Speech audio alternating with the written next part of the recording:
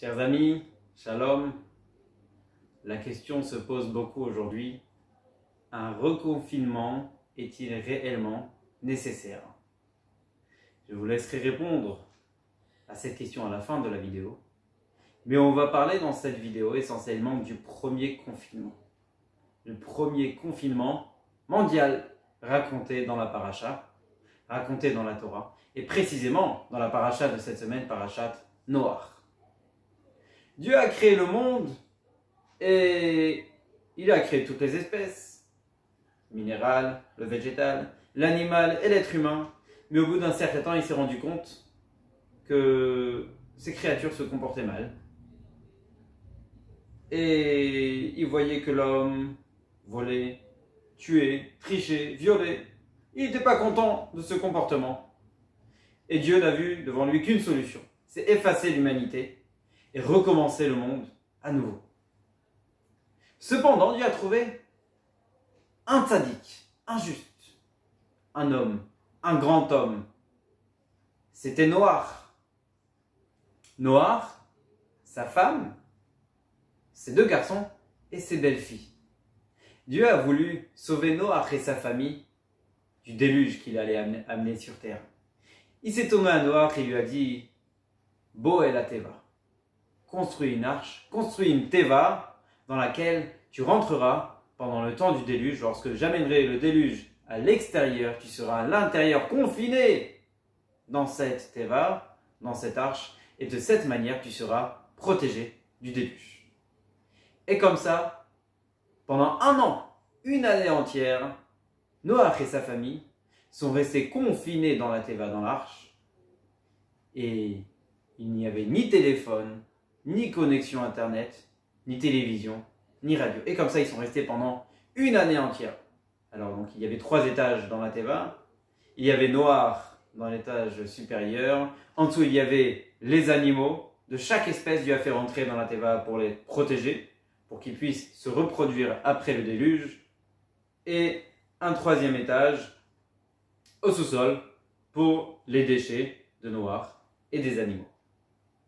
Parlons maintenant de ce premier confinement et quelle est la leçon que nous devons en tirer. Le rabbi Israël Baal Shem Tov, le maître du chassidisme, nous enseigne que Teva, l'arche de Noé, a aussi une autre signification en hébreu. Teva veut dire un mot. Et le déluge, qui vient à travers l'eau, les inondations, le déluge que Dieu a amené dans le monde, eh bien, représente les préoccupations matérielles qui peuvent venir et nous déranger, nous empêcher de progresser dans notre vie matérielle, notre vie spirituelle, dans la vie privée, dans la vie professionnelle, des préoccupations, des soucis, des mauvaises pensées, des choses qui peuvent tout simplement nous freiner, faire en sorte qu'on reste tout le temps au même niveau, sans pouvoir avancer. Des fois, on est perturbé. On rentre à la maison, on est perturbé. On va au travail, on est perturbé. On a du mal à s'endormir. On a des préoccupations dans la tête. Eh bien, Baal Shem Tov nous dit, Rabbi Israël Baal Shem Tov, il nous dit, prenons la leçon de Noach. Qu'est-ce qu'il a fait quand il y avait dans le déluge? Quand il y avait le déluge, Dieu lui a dit, Bo el teva, viens à l'intérieur de l'arche pour être protégé. Teva, en hébreu, veut dire aussi un mot. Les mots de la Torah, les mots de la Tefila. Pour être protégé de tout ce qui peut nous empêcher de progresser dans notre judaïsme, de progresser dans notre vie, il y a une solution dans la Torah. Bo el teva, viens, rentre dans les mots de la prière, dans les mots de la Torah. Alors aujourd'hui, dans la période dans laquelle nous vivons, on reste plus de temps à la maison qu'à l'extérieur pour certains. On a vécu le confinement. Certains vivent actuellement le couvre-feu. On est confiné à la maison. Eh bien, une solution peut nous aider à être protégés. Au lieu de passer tout notre temps à regarder la télévision ou à écouter les informations, on peut aussi passer un petit peu de notre temps dans la Teva, dans l'arche de Noé, qui constitue les mots de la Torah et les mots de la Tefila, de la prière. Prenons un livre de Torah, la paracha de la semaine, en hébreu ou en français, avec ou sans commentaire. Un livre des Teilim, des psaumes du roi David, en hébreu ou même en français. On peut les lire.